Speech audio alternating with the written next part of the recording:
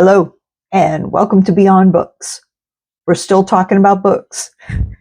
Same book haul. This is part 2 of my book haul from Book Bundlers. There was a 2-day period, yesterday and today, where they were open to the public. They usually operate just as a warehouse with online bundles that they sell. I will put a link to their website below. But yesterday I got to shop there. I showed that in my part 1 video, and I showed, I think, about 6 of the books that I had purchased. So we're going to jump right in and do the rest of the books. So the next one up is The Road, and that is by, of course, Cormac McCarthy. This is probably a book that is familiar to everyone. It won, I think, probably every award that a book can win, including a Pulitzer Prize. This book was published in 2006, and that's about when I read it. So it was almost 20 years ago, which, I mean, I can't believe that it's been that long, but here we are. Now, I may read it again. I have it now again. And I did like it. And it's a quick read. It goes pretty quickly. I actually picked it up because I thought that Donna might like to read it, and she never has read it. So we'll see. Either I'll reread it, or she can read it, or both of us, whatever. Good. It was a good buy. So next is a book that I took a bit of a chance on, and there are a few of those where I didn't know. I didn't know what the book was. This one is Lucifer's Shadow, which is an interesting title. It is by David Hewson, and this book is from 2004. It takes place in Venice. It is fiction, mystery, thriller, crime, historical fiction, and it seems to be, everything that I usually enjoy. So the reviews on Goodreads for this were kind of mixed. Some people really liked it, and some people really didn't like it at all. So apparently this author, David Hewson, does have a series of police procedurals, and those are called the Nick Costa mysteries. Maybe you've heard of those. I think that I actually may have.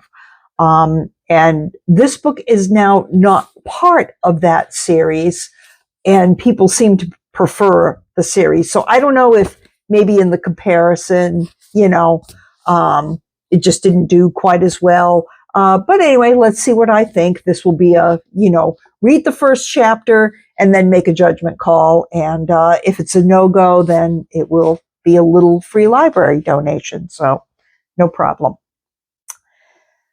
The next book is something a little bit different. This is a book about ghost towns of the Mountain West, to be specific. And it's called Your Guide to the Hidden History and Old West Haunts of Colorado, Wyoming, Idaho, Montana, Utah, and Nevada. I've been to some of the abandoned towns in Colorado, and maybe 1 or 2 of the others that are in here. But most of the ghost towns that I've been to would be in New Mexico. And this book doesn't cover New Mexico, so that's okay, because I can find out about some new ones and maybe visit some of those one day. So this is a nice book with some really beautiful, color photos and things like that. So this will be kind of more of a book to browse through than it will be to actually read it cover to cover. But I thought that it was kind of interesting. So yeah. Next we have Something Scary. In fact, Reese Witherspoon says, and this is right off the cover, prepare to be scared, really scared. So this is called In a Dark, Dark Wood The author is Ruth Ware. The book was published in 2015. And I remember taking a look at this book. It must have been in a Barnes and Noble or something like that when it first came out. I like the cover, and I like that with this particular copy that I got, I like that it kind of like feels like it's been around, but it's still in nice condition. It just has kind of like the normal wear and tear that you would expect. So I don't know. I took that as meaning that it was well loved and respected. So I don't know. The genre.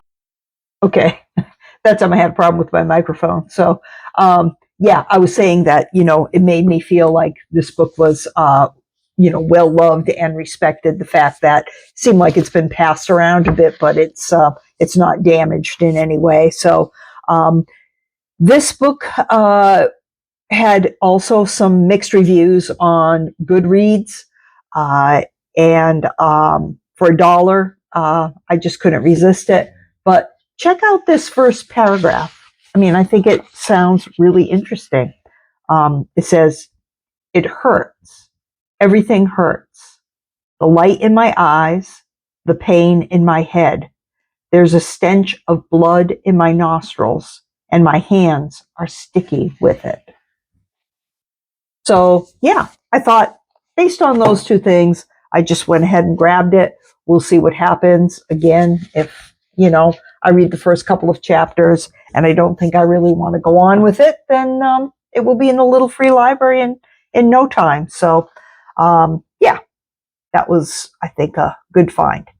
So now we're going to go back to the land of classics, because I also got a nice copy of The Adventures of Huckleberry Finn by Mark Twain.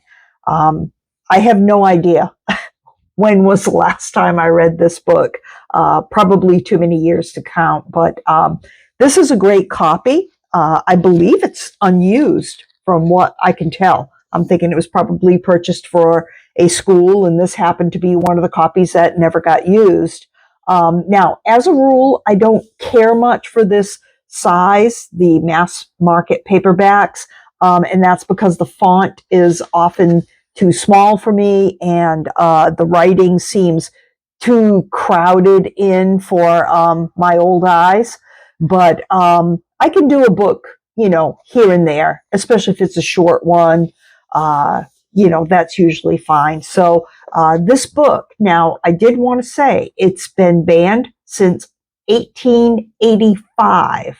Now, it was only first published in 1884. So, what a great book for a banned book project. It's an amazing find, and I will definitely read this one.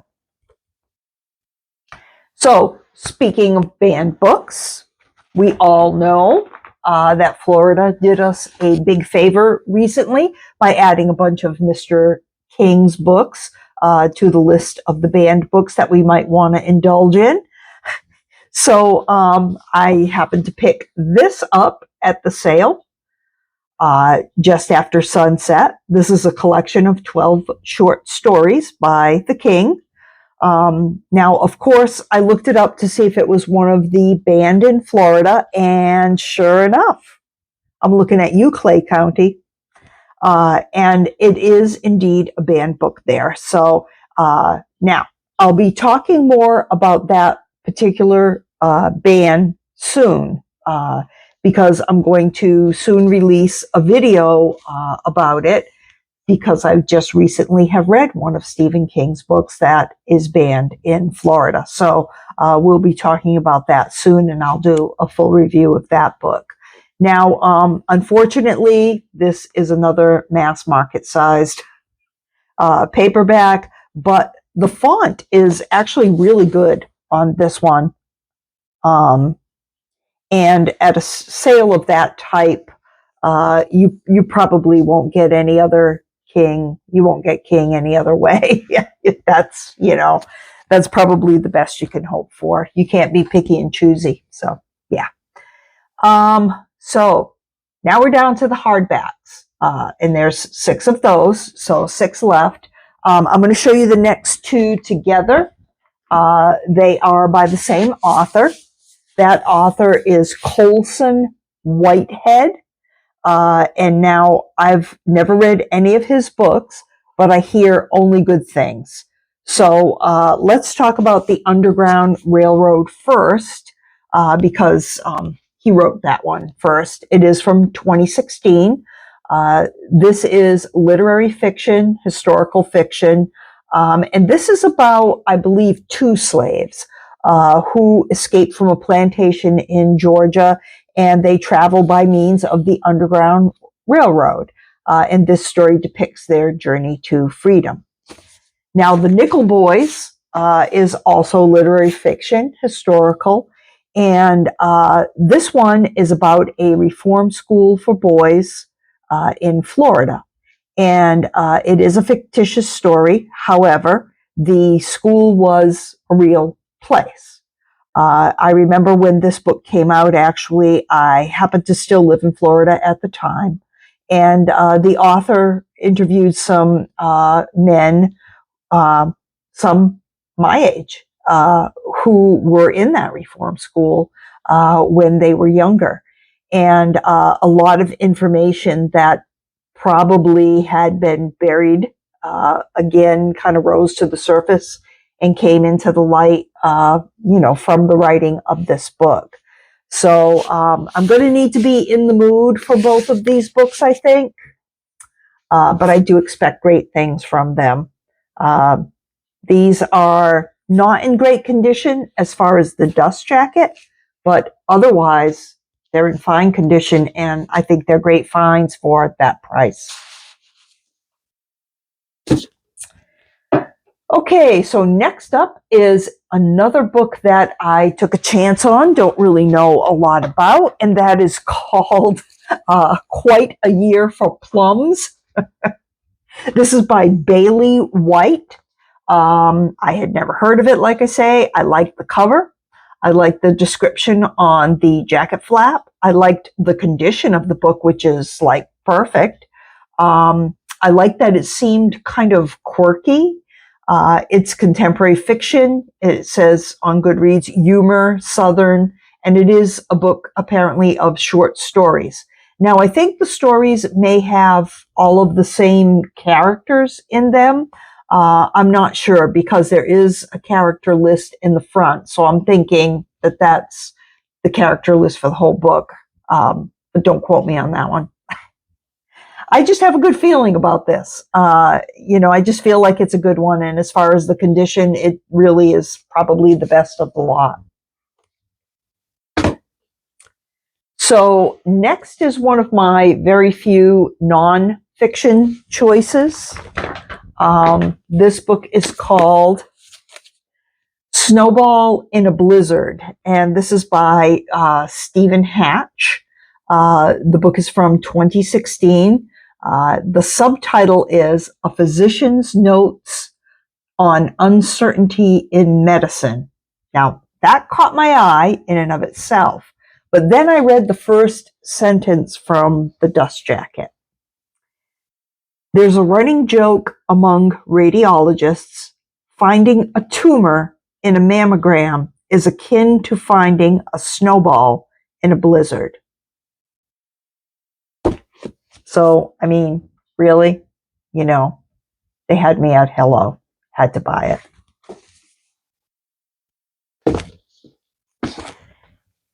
So next is a book that I've already read, but I picked it up for Donna.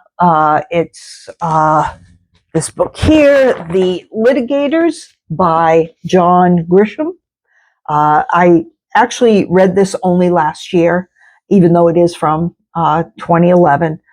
But it was one of my favorite Grishams, and I thought she might enjoy it. So she did the driving, so I had to think of her a little bit while I was shopping. But currently she's actually reading The Judge's List by John Grisham, which is another one of my favorite Grishams. So hopefully she'll like this one too. This one's kind of humorous if you've never read this before, and if you're a Grisham fan, that's the story with that one. And that's why I liked it. It was different. So we're down to the last one. Are you ready for it? This is a new book. It's a hardcover, and it's from 2023. It doesn't have a dust cover, but it is Prequel by Rachel Maddow. This book is about an American campaign in the 1940s that was designed to align America with the Nazi Party in Germany. There was a pro-fascist movement here while we were trying to decide as a country which side to take during the Second World War. So it was apparently a very well-funded group, and it included some important and very high-ranking individuals in the U.S. government. And they were apparently really gaining some traction through subversion and disinformation until they were exposed by journalists, and they were stopped. Rachel Maddow, if you've never read her books, she's a fantastic reporter and author. I've read, I believe, all of her books from what I can tell, because I have a list here in the front. I wouldn't have thought I'd read all of them, but I guess I have. Drift, Blowout, and Bagman are the other ones, and I enjoyed all of them. So I expect to enjoy Prequel as well. I always learn so much, and despite not having a dust jacket for $2, this is a great find. So that's it. That's everything. The rainbow bag is emptied out. And my shopping weekend is over. I hope you enjoyed the video. Please subscribe, like, and all that jazz, and I'll see you next time. So thank you very much for watching.